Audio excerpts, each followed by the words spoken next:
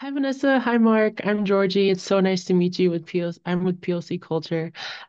You both have incredible experience with filming nature and wildlife, such as like elephants and chimpanzees, and more recently with America the Beautiful. I wanted to know first off, what drove you guys into making nature films? Oh, wow. I would probably say actually when I was a little kid watching David Attenborough's Life on Earth and Jacques Cousteau's Amazing Underwater World. yeah, same for me. Seeing shows on. I used to watch a lot of TV when I was a kid, and I didn't actually get that out that much into Now we nature. have a lot of bad weather in England, so Yeah, we watch TV a lot. So yeah, when there's nature on the telly, that's inspiring, and yes. that makes you think I want to be out there. Not only is it sunny, but that wildlife just looks incredible. And I think that's one of the things that drives us is we want other people to sort of get the feeling we had as kids and want to go out into nature and connect. It's just fantastic for your mental health, and it's just we are part of nature, and yet increasingly we're becoming more and more urbanized, and I don't think it's good for us. And I think if we can inspire people to get out there and see stuff and respect nature, it's great. It's just what people should be doing. Yeah, for sure. The film made me want a tiger. Like I loved them so much. Well, talk to guys in Florida, they're already well ahead of you. Oh my and I was wondering, with all your experience working with many different animals, what was different about working with tigers specifically? And were there any unexpected lessons that you took away from them? I think tiger's the hardest animal to film in the world. It's a reason why we were very nervous to take on making a film about tiger. And Disney asked us to do this 12 years ago, and we said no, not until the camera technology is right and we've got the right access and everything's come together and the right tiger, which it finally did.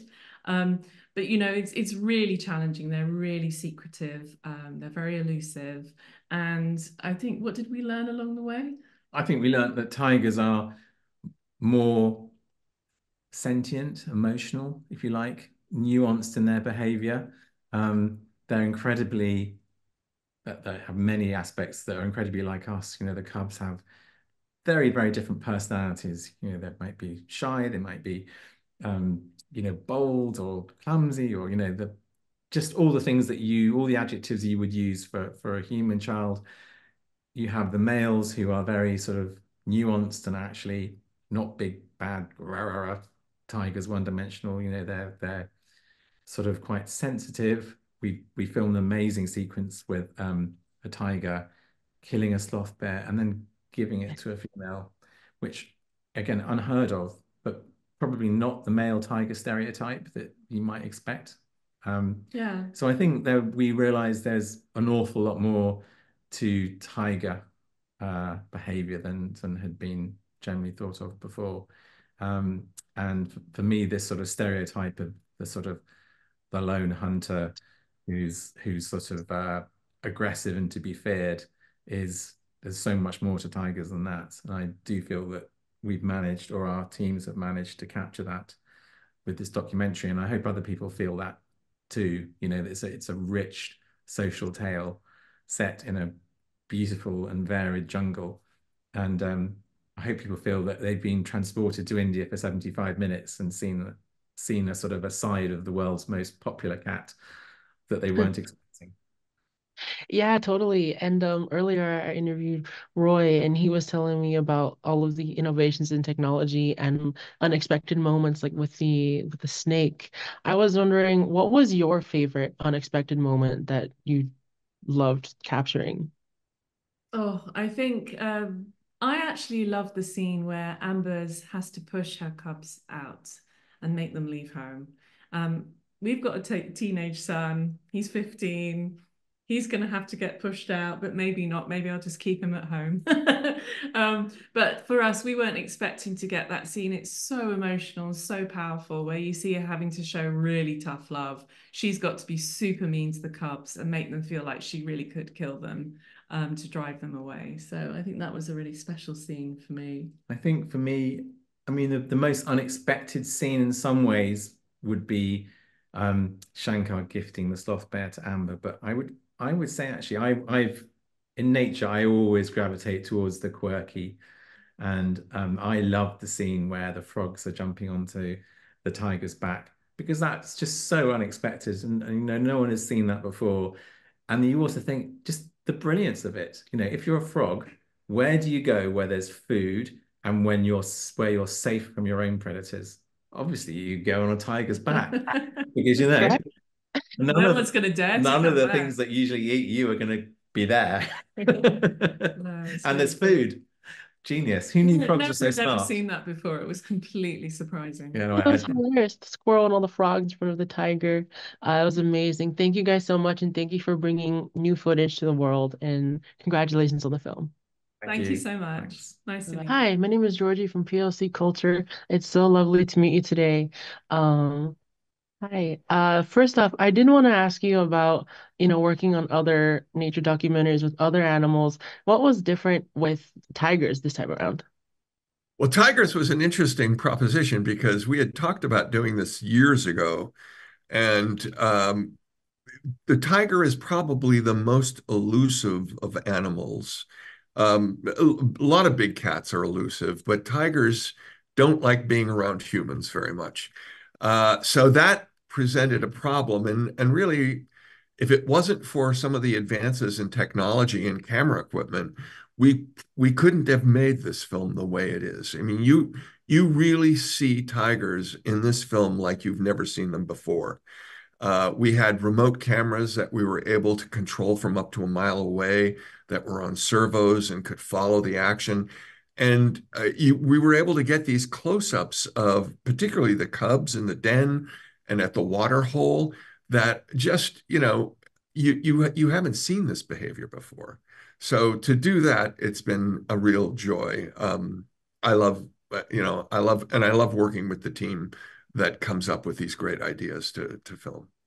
Yeah, can you tell me a little bit more about that? You spoke on the innovations in technology, how things might have differed in the past. Like what specifically has evolved in that Well, process? within this structure, there's a camera called the movie Carbon, which essentially is a camera on a stand that actually, from a mile away with joysticks, you can actually tilt and pan and get Ah, it is, and being a half a mile or a mile away with a tiger is actually a huge advantage because they do not like humans being anywhere. They don't. I don't blame them, frankly. And then, the camera traps that we were able to place inside the dens, particularly Shankar's den, when you see him trying to get some sleep, and some of the close-ups that you get with the frog scene, which is probably one of my favorite scenes. right. But then, the other thing is the GSS stabilized cameras off of Jeeps with long land. We're filming anywhere between 100 meters to 300 meters away.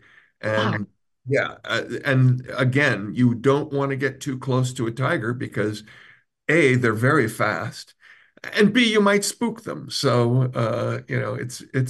technology is our friend. Yeah, that's amazing. Like you had a lot of new opportunities thanks to the technology, but were there any challenges that still arose even with? Well, the biggest challenge was COVID, frankly. We started this right before the COVID pandemic, and we literally had to pull our team out of the field a couple of times. That's why it took 5 years to bring this to the screen, and we actually got 1,500 days of shoot in here because of the fact that we kept on having to send people in and out and in and out. Uh, so that was the biggest challenge. And then, when you're working with the world's greatest natural history filmmakers, the challenge is on them. My challenge was back at home begging for more time in the field. Right. And the thing that fascinated me was that this movie has a clear narrative throughout, there's a clear-cut story. But how does that work, capturing or figuring out what you want that narrative to be when you're dealing with wildlife and it's not like you're telling the tiger, okay, here's your script, go. How do you deal with that and That's make it happen? Because it comes together really beautifully. that's a great question. When you're building a story for natural history, you go in and you understand the behavior of these animals. And we knew that we were going to tell a story about a mom and her cubs and bringing those cubs to a maturity and letting them go off into the world. However, once we got into the field and found Ambar, Ambar had a litter of 4, which is a large litter. Each of those cubs had its distinct personality. So that was really entertaining. And then we had as things progress, for instance, the Python scene, you capture things that then all of a sudden get introduced into the story. So I always say, I work in animation as well as natural history. And in animation, you have a blank page. And in natural history, you have a series of behavioral events that you kind of meld into a story. And in this particular case, we had so much beautiful behavior and so much up close beautiful behavior that you were able to really tell, I think, an emotionally deep story. Yeah, that's fascinating. So then because of the upgrades in technology, it sounds like you're able to get these unexpected moments more because you had all of the equipment to deal with that. Well, you always get unexpected moments. Okay. It's always fascinating. If you're doing long range or if you're doing stuff off of a Jeep, you're always finding little twists in your story that can take you. For instance, in our story, there's that amazing scene where Shankar it takes down the sloth bear. It's very rare when that happens. In fact, I don't think they've ever gotten that on screen before. And that really it really shaped the whole end of our film because when he presented that as a gift, it was definitely something that was kind of magical and totally surprised everyone in the field. So it's those, you know, beautiful happenstances that happen that you're able to utilize in terms of making the story rich. Wow, that's amazing. Thank you so much for your time and thank you for this film. It was beautiful. Great. Congratulations. Thank you. I'm so glad you liked it.